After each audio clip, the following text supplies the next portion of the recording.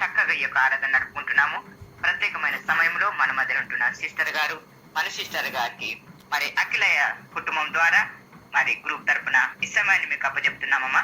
మీరు 8-9:50 వరకు మెసేజ్ తీసుకోవాల్సిందిగా ఈ సమయాన్ని ప్రేమ.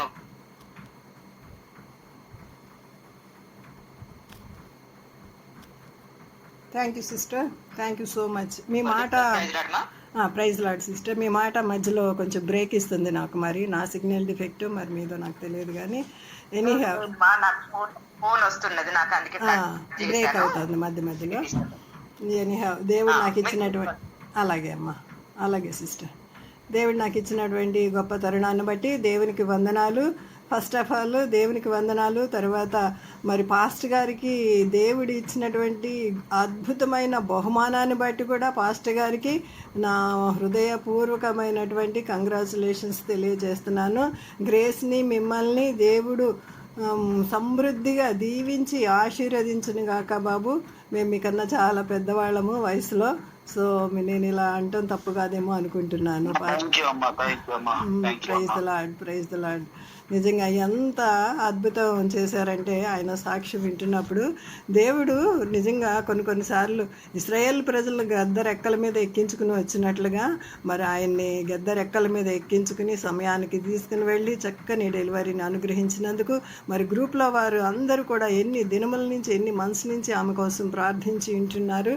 మరి ఆ ప్రార్థనలన్నిటిని బట్టి కూడా దేవునికి వందనాలు. దేవుడు నాకు ఇచ్చిన ఈ చక్కని అవకాశాన్ని బట్టి మేరీ సిస్టర్ని బట్టి కూడా నా హృదయపూర్వకమైనటువంటి వందనాలు. మేరీ సిస్టర్, మార్తా సిస్టర్ నాకు సుపరిచితులే, బట్ ఈ గ్రూప్ వాళ్ళు నాకు అంత సుపరిచితులు కాదు. ఈవెందో దేవుని వాక్యం పంచుకోవడానికి దేవుడు నాకు ఇచ్చిన ఈ చక్కని అవకాశాన్ని బట్టి దేవునికి వందనాలు. ఈరోజు ఒక చక్కని వాక్యం, నాకు ఎవరైనా వాక్యం రెఫరెన్సెస్ తీసి చదవాల్సిందిగా మనవి చేస్తున్నాను. ఎందుకంటే రెఫరెన్సెస్ తీసి త్వరగా చదివినట్లయితే మనకి టైం తొందరగా మనం స్పెండ్ చేసుకోవచ్చు, టైం తక్కువ పడుతుంది అనమాట. నాకు నేనే తీసుకుని చదువుకోవాలంటే కొంచెం టైం పడుతుంది. సో రెడీగా ఉండండి. యెషయా గ్రంథము 40వ అధ్యాయము 29వ వచనం 30, 31 3 వచనాలు చదువుకుందాము. యెషయా గ్రంథము 40.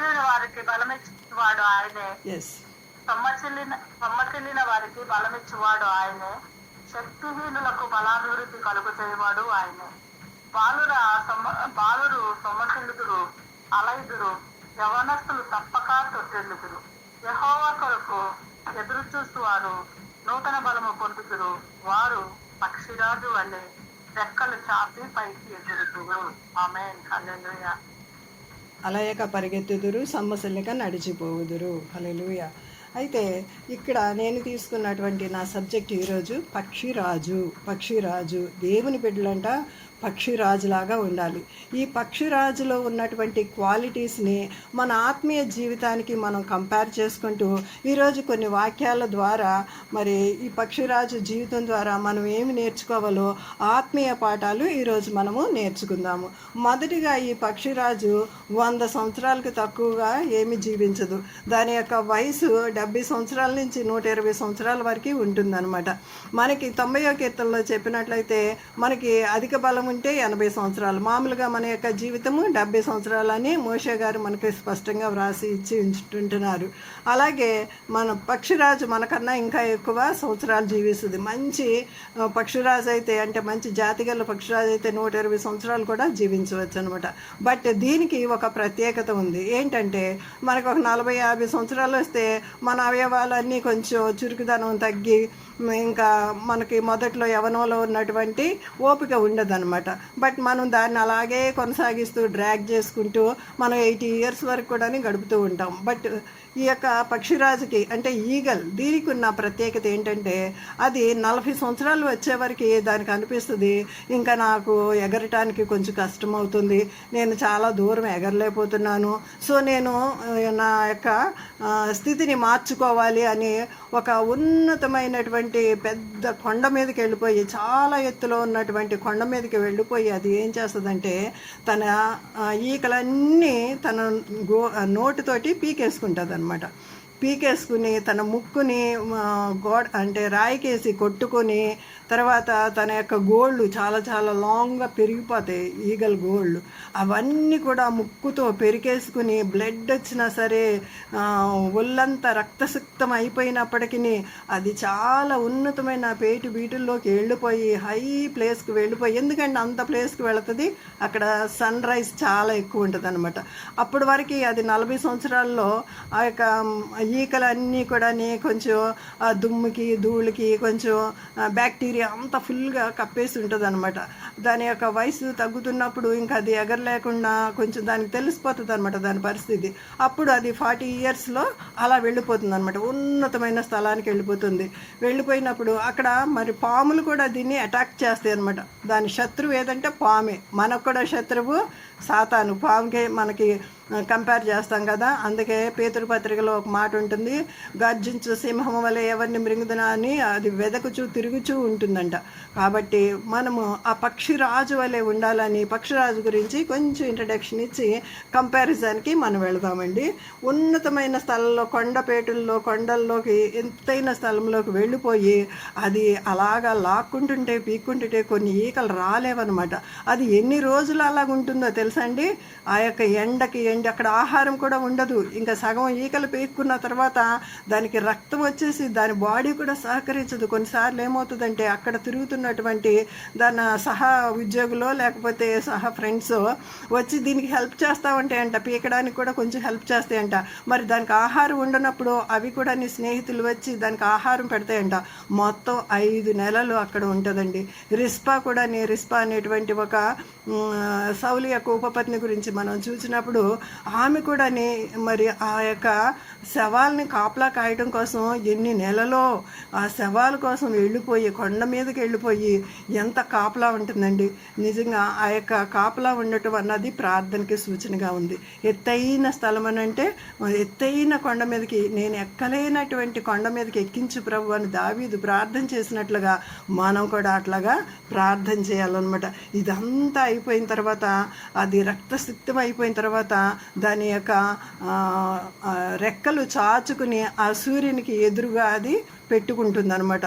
ఆ బ్యాక్టీరియా అంతా పోయిన తర్వాత నెమ్మదిగా దానికి రెక్కలు రావటం మొదలు పెడుతుంది, పెరగటం మొదలు పెడుతుంది. పెరిగిపోయిన తర్వాత అప్పుడు 5 నెలలు టైం పట్టిన తర్వాత అప్పటి వరకు వీళ్ళు పోషిస్తూ ఉంటారు అనమాట.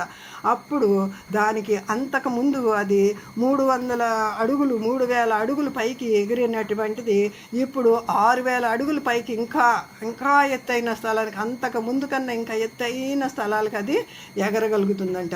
దాని యొక్క యవనము మరి రెట్టింపు అవుతుంది అనమాట. అట్టి విధంగా దాని గురించి నేను అధ్యయనం చేసినప్పుడు ఎన్నో శ్రేష్టమైన సంగతులు గ్రహించాను అనమాట.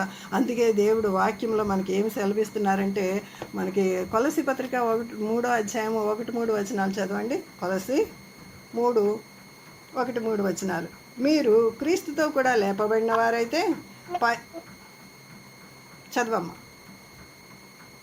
మీరు క్రీస్తుతో కూడా లేపబడిన వారైతే పైనున్న వాటిని వెతుకుడి, అక్కడ క్రీస్తు దేవుని కుడి పార్శ్వమున కూర్చుండి ఉన్నాడు. పైనున్న వాటి మీదనే గాని భూ సంబంధమైన వాటి మీద మనస్సు పెట్టకుంటుడి. ఎలయనగా మీరు మృతి పొందితిరి, మీ జీవము క్రీస్తుతో కూడా దేవుని యందు దాచబడి ఉన్నది. హల్లెలూయా, హల్లెలూయా. మనము క్రీస్తుతో కూడా లేపబడిన వారమైతే ఈ యొక్క పక్షిరాజు ఎంత ఉన్నతమైన స్థానాలకు వెళ్ళిపోయి అక్కడ తను రెన్యువేషన్ చేసుకుంటూ ఉంటుందో తన బాడీని, అట్టి విధంగా మనం కూడా అట్టి విధంగా మనం కూడా మన యొక్క ఆత్మీయ జీవితాన్ని ప్రార్థనతోటి వాక్యముతోటి అలాగా గడుపుతూ ఉండాలన్నమాట. నిజంగా మన మధ్యలో ఉన్నటువంటి పాస్టర్ గారు కూడా ఎంత దేవుని సన్నిధిలో పెనుగులాడబట్టి దేవుడి ఈ దినాన్ని ఎంత సంతోషకరమైన వార్తలు వినడానికి మరి కుటుంబ సభ్యులందరితో పాటు నేను కూడా సంతోషించడానికి దేవుడు నాకు ఇచ్చిన గొప్ప అవకాశాన్ని బట్టి దేవునికి వందనాలు చెల్లించుకొంచున్నాను. అక్కడ క్రీస్తు దేవుని కుడి పార్శ్వమున కూర్చుండి ఉన్నాడు. పైనున్న వాటి మీదే కానీ భూ సంబంధమైన వాటి మీద మనస్సు పెట్టుకూడదు. ఈ భూలోకంలో ఉన్నదంతా ఏంటండి? శరీరాశ, నేత్రాశ, జీవప డంబమే ఉంది. కాబట్టి వాటి మీద మనము మనసు పెట్టవద్దు అని దేవుని వాక్యం మనకి స్పష్టంగా సెలవిస్తుంది. ఎందుకంటే ఏలయనగా మీరు మృతి పొందితిరి. ఈ లోకానికి మనము చచ్చిన వారమేనండి. ఎప్పుడైతే మనం బాప్తీసం తీసుకుని రక్షణ పొందుతామో అప్పుడే మనము చచ్చిన వారంగా ఉంటాం. అయినప్పటికీ మనలో కొంత రక్తమాంసాలు ఉంటాయి కాబట్టి ఎవరైనా ఒక మాట అంటే ఎంత బాధేస్తూ ఉంటుందో ఆ బాధను కూడా తట్టుకునే శక్తి మనకు కావాలంటే ప్రభు పునరుద్ధాన శక్తిని మనము పొందుకోవాలి. పైనున్న వారితోనే దేవుని బిడ్డలతోనే సహవాసంలో ఎప్పుడైతే మనం ఉంటామో, ఎప్పుడైతే సహవాసంలో మనం ఆరిపోకోకుండా జారిపోకోకుండా అంటు కట్టుకొని ఉంటామో అప్పుడు మనము లోక సంబంధమైన విషయాలు కానీ ఆ పట్టు చీరల గురించి కానీ ఐఎమ్ సారీ ఫోన్ వచ్చింది, ఆ పట్టు చీరల గురించి కానీ బంగారు నగల గురించి కానీ లోక సంబంధమైన ఆస్తుల అంతస్తుల గురించి కానీ మనం మాట్లాడుకోము. దేవుని బిడ్డలతో మాట్లాడుకున్నప్పుడు ఏం మాట్లాడతామండి? దేవుడు నా జీవితంలో ఈ గొప్ప కార్యం చేశాడు, మీ జీవితంలో ఏ గొప్ప కార్యం చేశాడు, ఇలాంటి సాక్ష్యాలు మనం దినదినం వింటున్నప్పుడు ఒకరి సాక్ష్యాలు ఒకరు చూచి మనము బలపడుతూ ఉంటాం అన్నమాట. మీ జీవము క్రీస్తుతో కూడా దేవుని యందు దాచబడి ఉన్నది. ఒక 10 పాయింట్స్ చెప్తానండి దీని గురించి.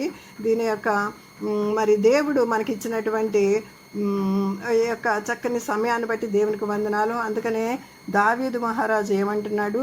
దేవా, నా దేవుడవు నీవే, వేకువనే నిన్ను వెతుకుతును, వేకువనే నిన్ను నేను స్తుతిస్తాను అని 63వ కీర్తనలో మనకి దేవుని వాక్యము సెలవిస్తుంది.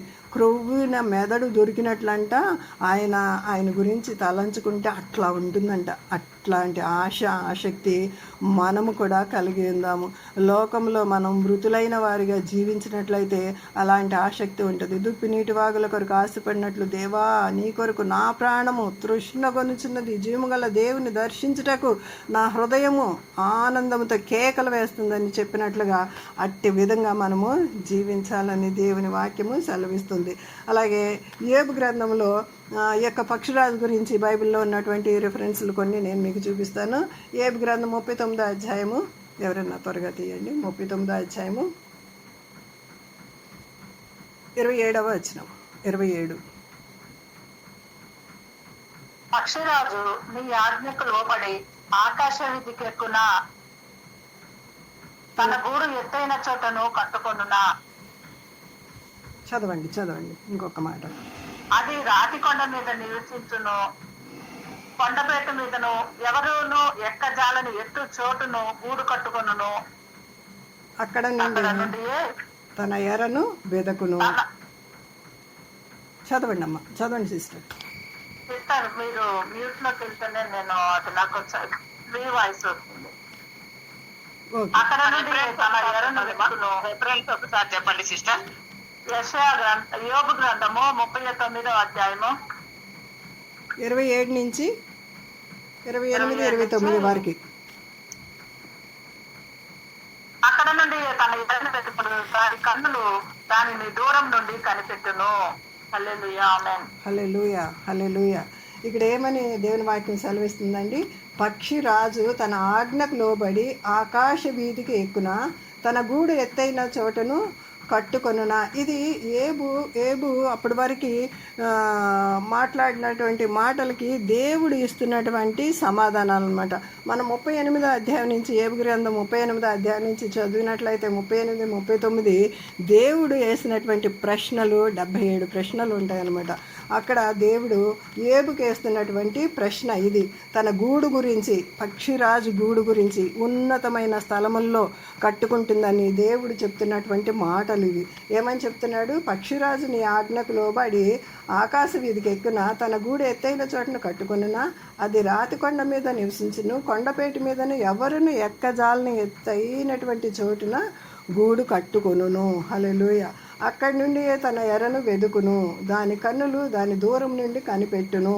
చూసారండి, ఎక్కడైతే గూడు కట్టుకుంటుందంటే చాలా ఎత్తైన స్థలంలో కట్టుకుంటుంది. ఎందుకంటే పాము దీని శత్రువు అని చెప్పాను కదా.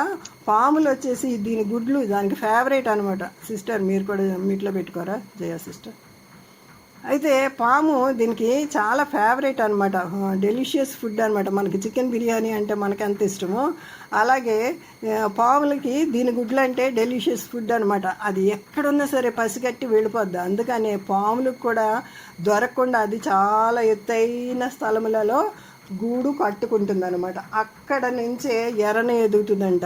దానికి మనకి 2 కనుపాపలు ఉంటాయి, ఒకటి ఉంటుంది కానీ దానికి ఒక్కొక్క గుడ్డికి 2 కనుపాపలు ఉంటాయంట.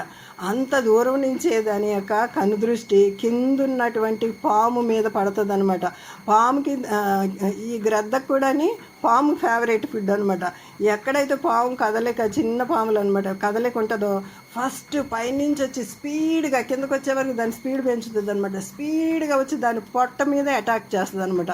పొట్ట మీద అటాక్ చేసినప్పుడు దాని గోళ్ళు చాలా లావుగా ఉంటాయి కదా, పొడవుగా ఇట్లా అంటే గీస్తే అట్లా గీసేసినట్లుగా ఉంటాయి కదా.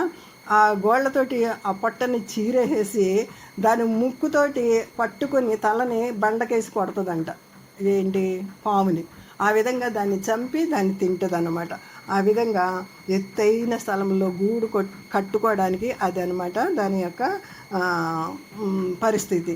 మనం కూడా దేవుని బిడ్డలమైన మనం కూడా ఎత్తైన స్థలములలో ఒక చక్కని పాట ఉంటుంది, ఎత్తైన కొండపైన ఒక పాట, చాలా చక్కని పాట ఉంటుంది.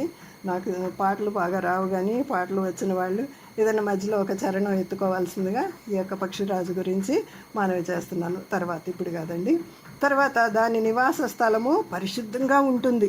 దాని నివాస స్థలము అంత హై ప్లేస్లో ఉంటుంది కాబట్టి చాలా నీట్గా, ఎక్కడ మరి మనం కొన్ని చెట్ల మీద చూసినట్లయితే ఈవినింగ్ అయ్యేవరకు బెలబెలా మనకు 100 పక్షులు ఒక చెట్టు కిందకి చేరతాయి అన్నమాట.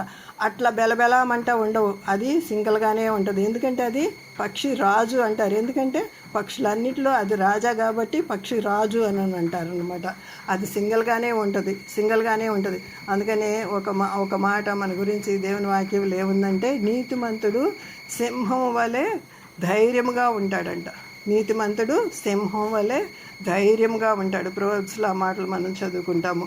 అలాగా దాని యొక్క అది దుష్ట సాంగత్యం మంచినటువంటి చెరుపును అనని అది మిగతా వాళ్ళతో సహవాసము చేయదనమాట. పౌలు భక్తుడు అంటాడు కదా, దుష్ట సాంగత్యం మంచి నడవడిని చెరుపుతుంది కాబట్టి మీరు లోకంలో వేరుగా ఉండండి, దుష్ట సాంగత్యం మీరు చెయ్యొద్దు అని అంటాడు. ఇంకొక మాట చదువుకుందాం రండి ఈ యొక్క మాట గురించి. మత్తయి సువార్త 7వ అధ్యాయము 24వ వచనంలో, మీరు ఈ మాటలు వింటే మీ యొక్క ఇల్లుని తీసుకుని వెళ్ళి బండ మీద కట్టుకున్నట్లుగా ఉంటుంది అని ఉంటుంది. ఒకసారి చదువు. కాబట్టి నా మాటలు విని వాటి చొప్పున చేయి ప్రతి వాడులో బండ మీద తన ఇల్లు కట్టుకుని నా బుద్ధిమంతుని పోలి ఉండును. హల్లెలూయా. మనము ఎలా ఉండాలండి? బండ మీద కట్టబడిన ఇల్లు వలె మన యొక్క జీవితాలు కానీ, మన ఇల్లు కానీ, మన ప్రవర్తన కానీ సపరేట్గా ఉండాలి. క్రీస్తు అనే బండ మీద ఎప్పుడైతే మన గూడు ఉంటుందో, మన నివాస స్థలం ఉంటుందో, జ్ఞాన హృదయములు గలవారమై మనం ఉంటామండి. తర్వాత దీనికి ఇంకొక లక్షణము మనం చూద్దాం రండి. పక్షిరాజు నివాస స్థలము, ఇదేంటి గూడు. దీని ఇప్పుడేంటి మనం చూసుకునేది నివాస స్థలము. ఏబు గ్రంథం 9వ అధ్యాయం 26వ వచనం. ఏబు 9:26 చదవండి. రెండు పడవలు దాటిపోవట్లు అవి జరిగిపోవును. ఎర మీదకి విసురున్న పక్షిరాజు వలె అవి త్వరపడిపోవును. ఎర మీదకి విసురున్న దిగు పక్షిరాజు వలె అది త్వరపడిపోతుంది అనమాట. నేను చెప్పాను కదా ఇందాకే చెప్పినట్లుగా, పైనుంచి కనిపెట్టి చూస్తుంది ఆహారం కొరకు. సింహం కూడా అంతే కదండి, కనిపెట్టి చూస్తుంది.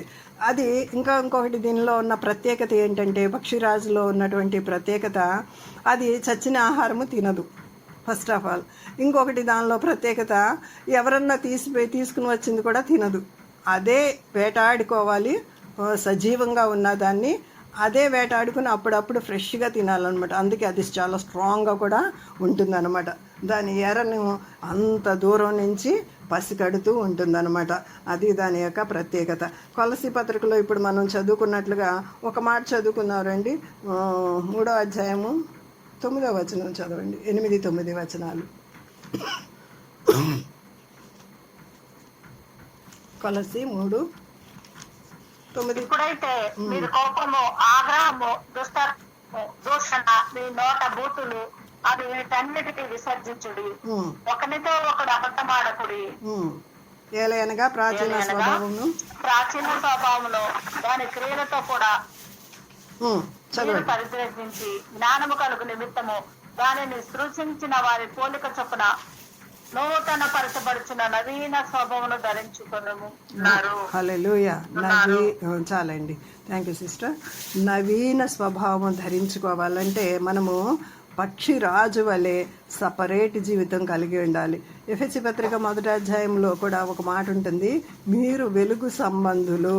మనము ముందుగానే తన కృప చొప్పున రక్షించబడిన వారము, తన మహదైశ్వర్యము చొప్పున, ఆయన అనాథ సంకల్పము చొప్పున జగత్తు పునాది వేయబడక మునుపే మనము నిర్మించబడిన వారం. కాబట్టి మనం సపరేట్ పీపుల్ అనేసి మనం ఎఫెసీ పత్రిక 4వ అధ్యాయంలో కూడా ఒక మాట ఉంటుంది, వీఆర్ మాస్టర్ పీస్ అని దేవుని వాక్యంలో మనం చూస్తున్నామండి. మనము దేవుని చేతిలో భూషణంగా వాడబడాలండి. దేవుడు అది కోరుచున్నాడు.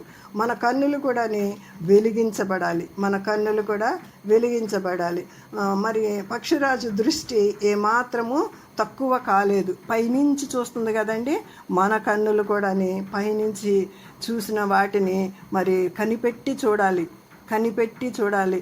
మనకి ఒక మాట తెలుసు ఏంటంటే, ఏలి ఉన్నాడు కదండి. సమూయేలు తల్లి సమూయేల్ని అక్కడ వదిలిపెట్టేసి వస్తుంది కదా. ఏలి పాస్టర్ గారు ఉంటారు కదా, ఆయన మందదృష్టి అయిపోయింది, సరిగ్గా బిడ్డల్ని పెంచలేకపోయి ఉంటున్నాడు. ఆయనకి మందదృష్టి కలిగినట్లుగా అలా ఉండకూడదు. మన యొక్క సహోదరులు దేవుని బిడ్డలమైన మనము అలా ఉండకూడదు, మందదృష్టితో ఉండకూడదు.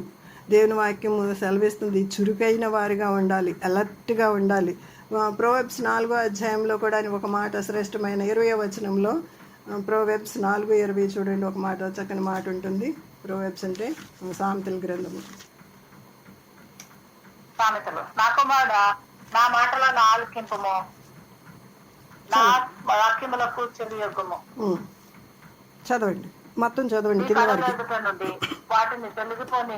మీరు కొంచెం మ్యూట్ లోకి వెళ్ళండి చేస్తా. మీ కన్నుల ఎదుట నుండి వాటిని తొలగిపోనీయకము, మీ హృదయమందు వాటిని భద్రము చేసుకొనుము. దొరికిన వారికి అవి జీవమును, వారి సర్వ శరీరమునకు ఆరోగ్యమును ఇచ్చును. మీ హృదయంలో నుండి జీవధారలు బయలుదేరును. కాబట్టి అన్నిటికంటే ముఖ్యముగా నీ హృదయమును భద్రముగా కాపాడుకునుము. మూర్ఖపు మాటల నోటికి చదవమంటారా? రానీయకము. పెదవుల నుండి కుటిలమైన మాటలు రానీయకము. మీ కన్నులు ఇటు అటు చూడక సరిగాను, మీ కనురెప్పలు మీ ముందర చూటిగాను చూడవలను. చాలు.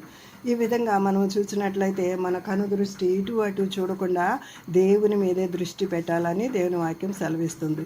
నా సమయం అప్పుడే అయిపోతుంది కాబట్టి నేను త్వరగా ముగించేస్తాను. పక్షిరాజు రెక్కల గురించి చూద్దామండి. అది వృత్తాకారంలో ఉంటాయి కాబట్టి మనకి 91వ కీర్తనలో మనకి చక్కన ఉంది, ఆయన రెక్కలతో నిన్ను కప్పును. మలాకీలో కూడా ఒక చక్కని మాట ఉంటుంది, 4వ అధ్యాయం 2వ వచనంలో, నీతి సూర్యుని రెక్కల క్రింద మనకి స్వస్థత కలుగుతుంది. ఆ విధంగా మరి ఈ యొక్క పక్షిరాజు కూడా ఆ విధంగా ఉంటుందండి. తర్వాత చెవుల గురించి మనము పక్షిరాజు చెవుల గురించి కానీ రెక్కల గురించి కానీ ఇవన్నీ నేను ఎవ్రీ పార్ట్ ఆఫ్ బాడీ నేను 1 అవర్ ప్రసంగం మరి ప్రిపేర్ చేశాను. దాని మరణం కూడా ఎంతో చక్కగా ప్రెషియస్గా ఉంటుందన్నమాట. మరి దాని ఆహారము విలువలు కూడా చాలా చక్కగా ఉంటాయి. మీరు కూడా సిస్టర్ మీట్లోకి వెళ్ళరండి. అయితే ఆహారం గురించి మనము చూసినట్లయితే మనకి man shall not live by bread alone 4:4 మత్తయి సువార్తలో మనకుంటుంది కదా, మనుషుడు రొట్టె వలన మాత్రం కాదు కానీ దేవుని నోట నుండి వచ్చిన ప్రతి మాట వలన జీవించునని. దాని యొక్క మాట కూడా దాని ఆహారం కూడా ఆ విధంగా ఉంటుందండి. తర్వాత 1 పేతురు పత్రిక 3వ అధ్యాయం 10వ వచనం ఒకసారి చూసుకుందామండి. 1 పేతురు 3:10. 1 పేతురు పత్రిక పక్షిరాజులో ఉన్నటువంటి క్వాలిటీస్ మనం చూస్తున్నాం. చదవండి సిస్టర్. జీవమును ప్రేమించి మంచి వాడు చెడ్డదాన్ని పలకకుండా, తన నాలుకను కపటపు మాటలు చెప్పకుండా తన పెదవులను కాచుకొనవలెను. అతడు కీడు నుండి తొలగి మేలు చేయవలెను, సమాధానమైన వ్యక్తి దాన్ని వెంటాడవలెను. ప్రభువు కన్నులు నీతిమంతుల మీదను, ఆయన చెవులు వారి ప్రార్థనల వైపునను ఉన్నది గాని ప్రభువు ముఖము కీడు చేయి వారికి విరోధముగా ఉన్నది. హల్లెలూయా, హల్లెలూయా. ప్రభువు కన్నులు నీతిమంతుల మీదను, ఆయన చెవులు వారి ప్రార్థనల వైపును ఉన్నాయి. నిజంగా ప్రతి దినము మనం మొరపెట్టుచున్న మొర ఆయన సన్నిధిని డైరెక్ట్గా చేరుతుందండి, డైరెక్ట్గా చేరుతుంది. దేవుడు ఇంత చక్కని వాక్యాన్ని, ఇంత చక్కని మరి సన్నిధిని దేవుడు మనకు అనుగ్రహిస్తున్నాడంటే మనం ఏమిచ్చి ఆయన రుణం తీర్చుకోగలమండి? అనారోగ్యం వచ్చినప్పుడు అది పైకి వెళ్ళిపోయి ఆ రెక్కలు చాపుకొని ఆ నీతి సూర్యరశ్మికి అది అలా ఓపెన్గా పెట్టుకుంటుందంట 2 రోజులైనా సరే. బ్యాక్టీరియా వచ్చినప్పుడు, దురదలు వచ్చినప్పుడు పైకి వెళ్ళిపోయి ఏం ఆహారం తినుకోకుండా, ఎవరు ఆహారం తెచ్చినా ముట్టుకోకుండా పైకి వెళ్ళిపోయి తన రెక్కలు చాపుకుని ఆ బండ మీద ఆ సూర్యునికి ఎదురుగా 2 రోజులు అలా ఉండిపోద్దంట. అప్పుడు అది రికవర్ అయిపోయినప్పుడు క్రిందకి దిగి వచ్చేస్తుంది అనమాట. అలాగే మనం కూడా ఆ నీతి సూర్యుని దగ్గరికి, ఇందాక మలాకిలో మనం చదువుకున్నట్లుగా మనకు అనారోగ్య పరిస్థితి వచ్చినప్పుడు ఆ నీతి సూర్యుని మనము ఆశ్రయించుదామండి. తర్వాత తుఫానుల్లో కూడా అది చాలా హుషారుగా ఉంటుందంట, చాలా యాక్టివ్గా ఉంటుందంట. తుఫాన్లు వచ్చినప్పుడు మనకు కూడా నీ దైవసేవకులు చెప్తూ ఉంటారు కదండి, మనకి మరి దేవుని బిడ్డలకి తుఫాన్ లాంటి శ్రమలు వచ్చినప్పుడు 2 ఆశీర్వాదం తీసుకురావడం కోసమే దేవుడు అది అనుమతిస్తారని. అది బాగా ఎరిగిన వారు ఇలాంటి తుఫానుల్లో కూడా, నీ శ్రమల్లో కూడా ఆనందంగా ఉంటారనమాట. అందుకని ఖైదులో ఉన్నటువంటి పౌలు గారు ఆనందించండి, మరలా చెప్తున్నాను ఆనందించండి అని చెప్తున్నారు. ఆయన ఒక పక్కన ఖైదులో ఉండి ఆనందిస్తూ మరలా చెప్తున్నాను మీరు ప్రభువునందు ఆనందించండి, మీ యొక్క చింత యావత్తు నా దేవుని మీద వేయండి అని అక్కడ ఫిలిప్పీ పత్రికలోని 4వ అధ్యాయంలో కొన్ని మాటలు మనము స్పష్టంగా చూస్తూ ఉంటాం అన్నమాట. తుఫానులో కూడా ఆనందించేదిగా ఉంటుందన్నమాట. తర్వాత పక్షిరాజు తన పిల్లలకు శిక్షణ ఇస్తుంది. ఫస్ట్ ఇది చాలా చెప్పాలని నాకు ఎంత ఆశ ఉందంటే, పక్షిరాజు తన పిల్లలకి ఎంత శిక్షణ ఇస్తుందంటే, అప్పటి వరకు ఈ గూట్లో ఎంతో భద్రంగా చక్కగా అది పొదిగి పిల్లల్ని తయారు చేసిన తర్వాత ఇంకా అవి చాలా బొద్దుగా అయిన తర్వాత ఏం చేస్తుందంటే గూడు రేపేస్తుంది అనమాట. ఆ బిడ్డలు కింద పడిపోతున్నప్పుడు అవి రెక్కలు ఆడించుకుని దానికి ట్రైనింగ్ ఇవ్వాలన్నప్పుడు దాన్ని కిందకి అది పడిపోతున్నప్పుడు వెళ్ళిపోయి దాని రెక్కల మీద అది ఎత్తుకుంటుంది అనమాట. ఆ విధంగా 1కి 10 సార్లు దానికి ట్రైనింగ్ ఇచ్చి అది రెక్కలు ఆడించి దానికంతటిగా అది ఫ్లై అయ్యే వరకు దానికి శిక్షణ ఇస్తూనే ఉంటుంది. మనకి దేవుడు కూడా మన బిడ్డల్ని చంటి ప్రాయంలోనే మన చేతుల్లో పెట్టాడండి. మన బిడ్డలకు మనం ఎలాంటి శిక్షణ ఇస్తున్నాం? బాలుడు నడవలసిన త్రోవను వానికి నేర్పు, వాడు పెద్దవాడైనప్పుడు దానిలో నుంచి తొలగిపోవడం దేవుని వాక్యం సెలవిస్తుంది. వాళ్ళు పడుకున్నప్పుడు, వాళ్ళు లేచినప్పుడు, వాళ్ళు కూర్చున్నప్పుడు, వారు నడుస్తున్నప్పుడు కూడా ద్వితీయోపదేశకాండం 6వ అధ్యాయంలో కూడా కొన్ని మాటలు మనకి సెలవిస్తూ ఉన్నాయి. ఆ విధంగా దేవుని కొరకు మన బిడ్డల్ని పెంచాలని దేవుని వాక్యం సెలవిస్తుంది. మనల్ని మనం ప్రశ్నించుకుందాం. మన బిడ్డల్ని దేవుని కొరకు పెంచటం లేదు అని అంటే అది మన తప్పే. మన బిడ్డలు మాట వినటం లేదంటే అది మన తప్పే. నిజంగా నవేడేస్ లోకంలో బిడ్డలను చూస్తుంటే చాలా భయం వేస్తుంది. చెప్పిన మాట వినటం లేదు. మరి కాలేజీకి వెళ్ళమంటే బంకులు కొడుతున్నారు, మరి కొంతమంది డ్రగ్స్కి అలవాటు పడుతున్నారు, కొంతమంది బ్యాడ్ ఫ్రెండ్స్కి అలవాటు పడుతున్నారు. ఇలాంటి పరిస్థితుల్లో ఎంతోమంది లోకస్తులైనటువంటి వారిని చూస్తున్నప్పుడు ఈ లోక మాలిన్యం అంటుకోకుండా మనల్ని మనం కాపాడుకోవటం మనకు తెలియదు. కానీ మన పరమ తండ్రి దగ్గరికి మన బిడ్డల్ని తీసుకొచ్చినప్పుడు, ఆ విధంగా ట్రైనప్ చేసినప్పుడు మన బిడ్డలు దానిలో నుంచి తొలగిపోరు. ద్వితీయోపదేశకాండం 32:11 కూడా ఒక వాక్యం చదువుకుందాము రండి. ఈ లాస్ట్ చదువుకుని అసలు పక్షిరాజు తను ఒక లేడీ పక్షిరాజు తన యొక్క పార్ట్నర్ని ఎలాగా తను సెలెక్ట్ చేసుకునే విధానం చూసినట్లయితే చాలా విచిత్రంగా ఉంటుంది. అదొక్కటి చెప్పేసి నేను తర్వాత 32:11 ఎస్ చదవండి. మీరు కొంచెం చేస్తాం. పక్షిరాజు తన గూడు రేపి తన పిల్లల పైన అల్లాడుతూ రెక్కలు చాపుకొని వాటిని పట్టుకొని తన రెక్కల మీద వాటిని మోయినట్లు యెహోవా వానిని నడిపించెను. చాలండి, చాలు. తర్వాత ఆయన ఏం చెప్తున్నారంటే భూమి యొక్క ఉన్నత స్థలముల మీద వానికి ఎక్కిస్తాడంట. మనం ఎప్పుడైతే మన బిడ్డల్ని ఆ క్రమంలో పెంచుతామో బిడ్డల్ని మనం ఉన్నతమైన స్థలంలో మనం చూస్తామండి. కొండ బండల నుండి తేనెను జుర్రిస్తాడంట. చెకుమికి రాతి బండ నుండి నూనెను అతనికి జుర్రించేదను. ఎంత చక్కని మాటలు ఉంటాయంటే ఇక్కడ తర్వాత మీరు చదువుకోండి.